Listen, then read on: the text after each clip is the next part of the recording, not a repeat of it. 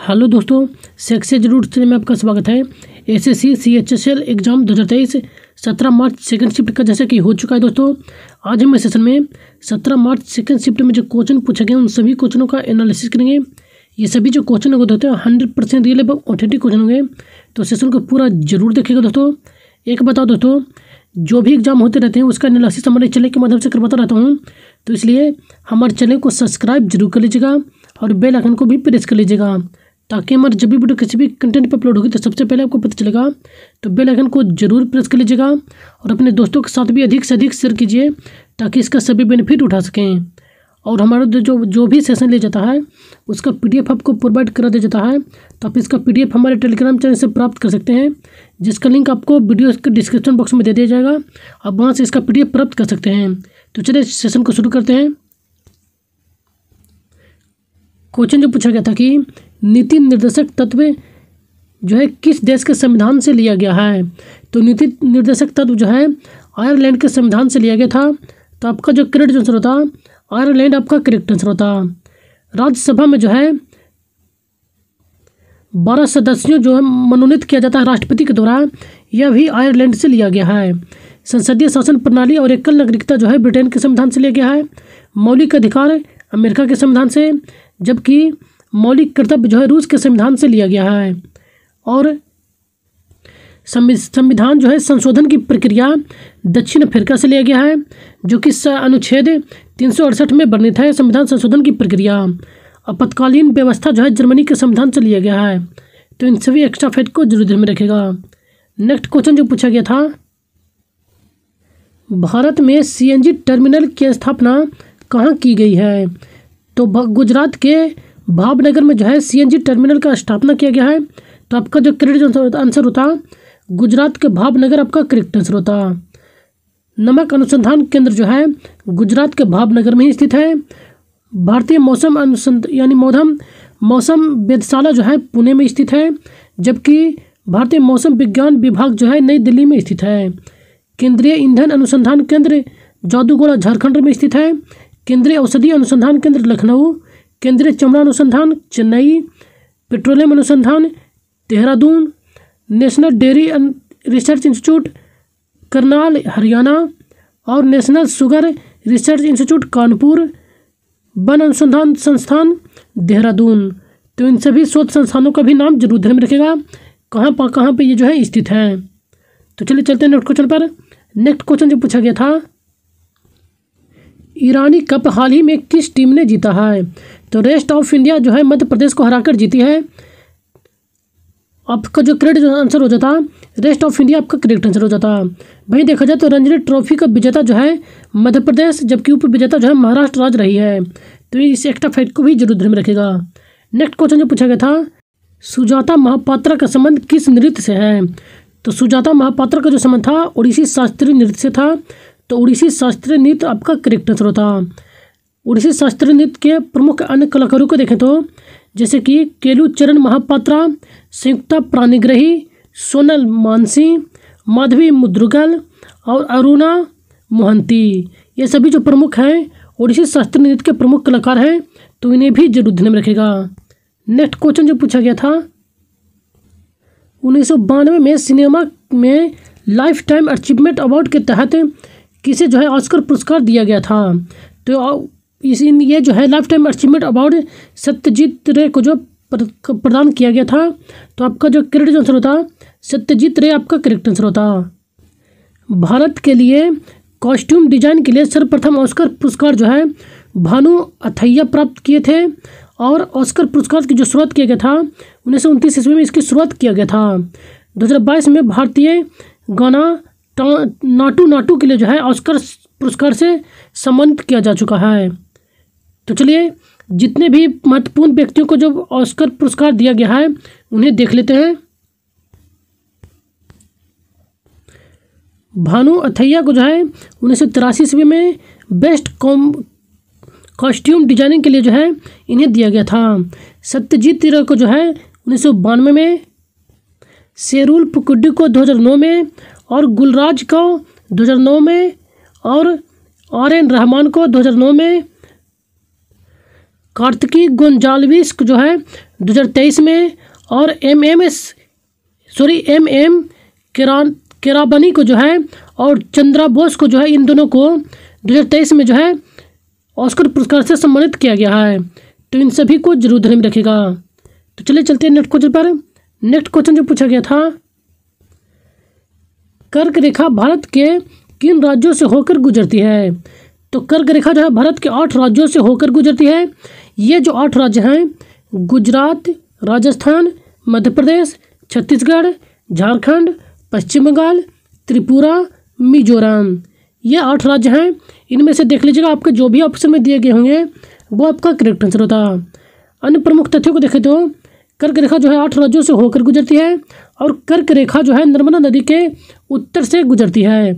कर्क रेखा गुजरात के माही नदी को जो है 2 बार काटती है।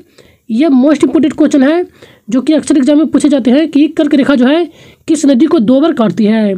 तो माही नदी को जो है 2 बार काटती है, और सोन, हिरंद एवं बेतवा नदी, इन सभी को जो है 1 बार कर्क रेखा काटती है। लिम्पोपो नदी जो कि मकर रेखा को 2 बार काटती है, और लिम्पोपो नदी जो है दक्षिण अफ्रीका के बोत्सवाना तथा दक्षिण अफ्रीका के जिम्बाब्वे सीमा पर जो है स्थित है। यानी कि दक्षिण अफ्रीका, बोत्सवाना और दक्षिण अफ्रीका के जो जिम्बाब्वे है, इसके साथ जो है सीमा बनाती है लिम्पोपो नदी। नेक्स्ट देखें तो कांगो नदी या जायरे नदी जो है ये जो है विषुवत रेखा को 2 बार काटती है। कांगो या जायरे नदी जो है यह अटलांटिक महासागर में जाकर गिर जाती है। तो इसे भी ध्यान में रखिएगा। भारतीय मानक समय जो है 82.5 डिग्री ईस्ट यानी कि पूर्वी देशांतर रेखा, जो कि ग्रीनविच टाइम से जो है इंडिया का टाइम 5.5 घंटा आगे है। तो इसे भी ध्यान में रखिएगा। और जो भारत का मानक समय 82.5 डिग्री है, यह भारत के 5 राज्यों से होकर गुजरती है। ये जो 5 राज्य हैं, उत्तर प्रदेश, मध्य प्रदेश, छत्तीसगढ़, उड़ीसा और आंध्र प्रदेश। तो इन सभी को जरूर ध्यान में रखेगा। तो चलिए चलते हैं नेक्स्ट क्वेश्चन पर। नेक्स्ट क्वेश्चन जो पूछा गया था, कोंकणी, नेपाली, मणिपुरी संविधान के किस अनुसूची में जोड़ा गया है? तो जैसा कि भाषाओं का जो लेख है 8वीं अनुसूची में है, 8वीं अनुसूची में है। तो आपका जो करेक्ट जो आंसर होता 8वीं अनुसूची आपका करेक्ट आंसर होता। 8वीं अनुसूची में जो है कोंकणी, मणिपुरी और नेपाली को जो है इन तीनों भाषाओं को जोड़ा गया था। इन तीनों को जो है 71वें संविधान संशोधन 1992 ईस्वी में इन तीनों भाषाओं को जोड़ा गया था, और 21वें संविधान संशोधन 1967 में जो है सिंधी भाषा को जोड़ा गया था। अंतिम में जो है 4 भाषाओं को जोड़ा गया था। ये जो 4 भाषाएं थे, मैथिली, संथाली, डोगरी और बोडो, इन चारों को जो है 92वें संविधान संशोधन 2003 को जोड़ा गया था। संविधान की 8वीं अनुसूची में जो है कुल वर्तमान में जो है 22 भाषा हैं, जबकि संविधान जब लागू हुआ था उस समय जो है 14 भाषा थी मूल संविधान में। तो इन सभी एक्स्ट्रा फैक्ट को जरूर ध्यान में रखिएगा। नेक्स्ट क्वेश्चन जो पूछा गया था, प्रति वर्ष विश्व शरणार्थी दिवस कब मनाया जाता है? तो प्रति वर्ष जो विश्व शरणार्थी दिवस 20 जून को मनाया जाता है। तो 20 जून आपका करेक्ट आंसर होता। अन्य प्रमुख दिवस को देख लेते हैं, जैसे कि राष्ट्रीय सांख्यिकी दिवस जो है 29 जून को मनाया जाता है। यह जो है पीसी महालनोबिस के जन्म दिवस के उपलक्ष्य में मनाया जाता है। 9 जनवरी को प्रवासी भारतीय दिवस मनाया जाता है, और 16 सितंबर को विश्व ओजोन दिवस मनाया जाता है। 10 अक्टूबर को राष्ट्रीय डाक दिवस, जबकि अंतर्राष्ट्रीय डाक दिवस जो है 9 अक्टूबर को मनाया जाता है। यानी कि 9 अक्टूबर को जो है अंतर्राष्ट्रीय डाक दिवस, जबकि 10 अक्टूबर को जो है राष्ट्रीय डाक दिवस मनाया जाता है। तो इन जो दोनों को जो है ध्यान से याद रखिएगा। नेक्स्ट देखें तो 24 अक्टूबर को जो है संयुक्त राष्ट्र दिवस मनाया जाता है। 1 दिसंबर को विश्व एड्स दिवस मनाया जाता है। 4 दिसंबर को नौसेना दिवस मनाया जाता है, और 14 जून को विश्व रक्तदान दिवस मनाया जाता है। पर्यावरण दिवस जो है 5 जून को, और 16 अक्टूबर को विश्व खाद्य दिवस मनाया जाता है। 12 नवंबर को राष्ट्रीय पक्षी दिवस, 5 दिसंबर को विश्व मृदा दिवस, और 25 दिसंबर को सुशासन दिवस मनाया जाता है। सुशासन दिवस भी मोस्ट इम्पोर्टेंट है, अक्सर एग्जामों में पूछे जा चुके हैं। 12 जनवरी को राष्ट्रीय युवा दिवस मनाया जाता है, जो कि विवेकानंद के जन्मदिन के उपलक्ष्य में जो है 1883 ईस्वी में विवेकानंद का जन्म हुआ था, उन्हीं के उपलक्ष्य में जो है राष्ट्रीय युवा दिवस मनाया जाता है 12 जनवरी को। 22 अप्रैल को जो है पृथ्वी दिवस मनाया जाता है, जिसकी शुरुआत 1970 ईस्वी से किया गया था। तो इस सारे एक्स्ट्रा फैक्ट को जरूर ध्यान में रखिएगा। नेक्स्ट क्वेश्चन जो पूछा गया था, 36वें राष्ट्रीय खेल का आयोजन कहाँ हुआ है? तो 36वें राष्ट्रीय खेल का आयोजन किया गया था गुजरात में किया गया था। गुजरात के 6 शहरों में इसका आयोजन किया गया था। तो आपका जो करेक्ट आंसर होता गुजरात राज्य आपका करेक्ट आंसर होता। नेक्स्ट इससे संबंधित अन्य एक्स्ट्रा फैक्ट को देखें तो इसमें जो है कुल 36 खेलों को शामिल किया गया था। सर्वाधिक स्वर्ण पदक जो है इसमें सर्वश्रेष्ठ ने प्राप्त किया था, जबकि टोटल पदकों में देखा जाए तो सबसे अधिक पदक जो है महाराष्ट्र राज्य प्राप्त किया गया था। इनके महाराष्ट्र राज्य ने जो है सबसे अधिक पदक प्राप्त किए थे तीनों पदकों को मिलाकर। तो इन सभी एक्स्ट्रा फैक्ट को जरूर ध्यान में रखेगा।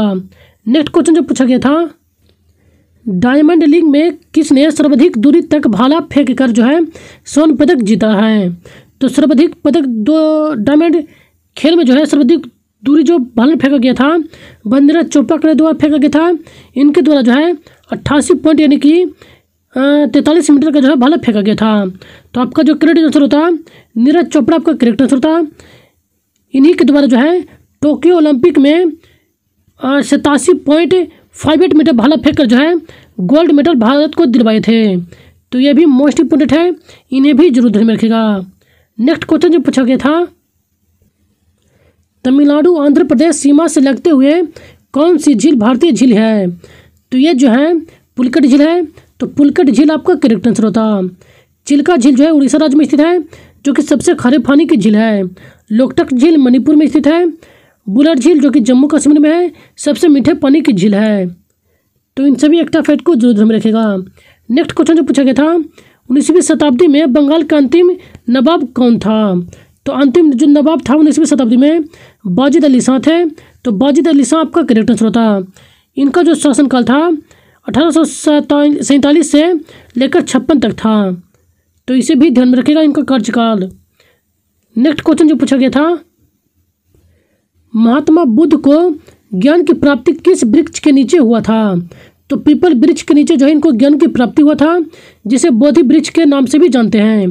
तो आपका जो करेक्ट आंसर होता बोधि वृक्ष या पीपल वृक्ष जो दिए गए ऑप्शन में वो आपका करेक्ट आंसर होता। नेक्स्ट अन्य तथ्यों को देखें तो इस वृक्ष को जो है शशांक शासक के द्वारा जो है कटवा दिया गया था। बुद्ध के गृह त्याग को महाभिनिष्क्रमण के नाम से जानते हैं। प्रथम जो ज्ञान प्राप्ति हुआ था उसे धर्मचक्र परिवर्तन और मृत्यु को महापरिनिर्वाण के नाम से भी जाना जाता है के रूप में जो है जानते हैं। तो इसे भी ध्यान में रखेगा। इनके जो प्रथम गुरु थे अलार कलाम थे। बौद्ध की कुल 4 संगीतियाँ हुई थी। ये जो 4 संगीति हुए थे राजगिरी, वैशाली, पाटलिपुत्र और कुंडलवन, इन 4 स्थानों पर जो है बौद्ध के 4 संगीतियों का आयोजन किया गया था। महात्मा बुद्ध के जो है लाइट ऑफ एशिया के नाम से भी जानते हैं। इन्होंने जो है पाली भाषा में अपना उपदेश दिए थे। महात्मा बुद्ध का जो जन्म हुआ था लुम्बिनी कुशीनगर में हुआ था। इनका जन्म 563 ईस्वी में, जबकि इनका मृत्यु जो हुआ था 483 ईसा पूर्व में हुआ था। इनके बचपन का नाम जो था राहुल था। तो इसे भी ध्यान में रखेगा। तो चलिए चलते हैं नेक्स्ट क्वेश्चन पर। नेक्स्ट क्वेश्चन जो पूछा गया था, परम 8000 किस जनरेशन का कंप्यूटर है? तो परम 8000 जो है प्रथम जनरेशन का सुपर कंप्यूटर था। तो आपका जो करेक्ट आंसर होता प्रथम जनरेशन आपका करेक्ट आंसर होता। भारत में जो है सुपर कंप्यूटर के पितामह के रूप में जो है जय भटकर को जानते हैं। तो इन्हें भी ध्यान में रखेगा। नेक्स्ट क्वेश्चन जो पूछा गया था, निम्नलिखित में से कौन सा बलित पर्वत का उदाहरण नहीं है? तो बलित पर्वत का उदाहरण नहीं है ये पूछा गया था। तो कौन कौन से बलित पर्वत है आपको बता देता हूँ। आपको देख लीजिए कि आपके ऑप्शन में कौन कौन से दिए गए थे। हिमालय एक ऑप्शन में दिया गया था जो कि बलित पर्वत का उदाहरण है। यूराल, अरावली पर्वत और अल्पेनियस पर्वत, ये सभी जो है प्राचीनतम बलित पर्वत के उदाहरण हैं। एंडीज, रॉकी, अल्पस, हिमालय, ये सभी जो है नवीनतम बलित पर्वत के उदाहरण हैं। तो इनमें से देख लीजिएगा कि आपके ऑप्शन में कौन कौन सा दिए गए थे। इसके अलावा जो चौथा ऑप्शन आपको दिया गया होगा वो आपका करेक्ट आंसर होता। नेक्स्ट क्वेश्चन जो पूछा गया था, मानव रक्त का पीएच मान कितना होता है? तो मानव रक्त का जो pH मान होता है 7.4 होता है। तो 7.4 आपका करेक्ट आंसर होता है। pH स्केल की जो खोज किया गया था वह सोरेनसन के द्वारा किया गया था। तो सोरेनसन आप ध्यान में जरूर रखिएगा, इनके द्वारा जो है pH का जो है खोज किया गया था। तो ये भी बहुत बड़े एग्जाम में पूछे जाते हैं। नेक्स्ट अन्य एक्स्ट्रा फैक्ट को देखें तो जैसे कि रक्त जो है एक तरल संयोजित ऊतक है, जिसमें जो है रक्त में लोहा धातु पाया जाता है। रक्त के अध्ययन को जो है हर्पेट्रोलॉजी कहा जाता है। रक्त समूह की जो खोज है कार्ल लैंडस्टर के द्वारा किया गया था, जबकि रक्त परिसंचरण की जो खोज है विलियम हार्वे के द्वारा किया गया था। तो इन दोनों को जरूर ध्यान से रखिएगा, क्योंकि इन दोनों में जो है लोग अक्सर एग्जाम में कंफ्यूज हो जाते हैं। निद्रा के दौरान जो है मनुष्य का रक्तचाप घट जाता है। रक्तदाब का नियंत्रण जो है अधिभृक यानी कि एड्रिनल ग्रंथि के द्वारा होता है। यह भी मोस्ट इम्पोर्टेंट क्वेश्चन है। मानव का सामान्य रक्तदाब 80/120 मिमी प्रास होता है। किसकी उपस्थिति के कारण जो है रक्त की अस्कंदन की एक सत्र है, यानी कि अस्कंदन जो प्रक्रिया है वह एक जो है हीमोफीलिया के कारण होता है। हीमोफीलिया में जो है रक्त का अस्कंदन होता है। रक्त में हिपेरिन की उपस्थिति के कारण रुधिर वाहिनियों में रक्त का क्लाउड यानी कि थक्का नहीं जमता है। तो हिपेरिन के कारण जो है रुधिर वाहिनियों में जो है रक्त का थक्का नहीं बनता है। इन सारे एक्स्ट्रा फैक्ट को जो ध्यान में रखेगा। आज बच्चों के द्वारा इतने क्वेश्चन प्राप्त होते हैं। आज ये कल लास्ट क्वेश्चन था दोस्तों। यदि कंटेंट पसंद आए हो और इसी तरह का कंटेंट पाने के लिए हमारे चैनल को एक सब्सक्राइब जरूर कर लीजिएगा और अपने दोस्तों के साथ भी अधिक से अधिक शेयर कीजिए, ताकि इसका सभी बेनिफिट उठा सकें। और कोई भी सुझाव यदि करी हो तो हमें कमेंट बॉक्स में अपना सुझाव जरूर दीजिएगा दोस्तों। और यदि कंटेंट पसंद आए हो तो हमारे चैनल को एक लाइक जरूर कर दीजिएगा। और इसका PDF हमारे टेलीग्राम चैनल पर आपको मिल जाएगा, जिसका लिंक आपको डिस्क्रिप्शन बॉक्स में दे दिया गया है। आप वहाँ से हमारे टेलीग्राम चैनल को ज्वाइन कर सकते हैं। तो सेशन में बने रहने के लिए धन्यवाद। Thank you.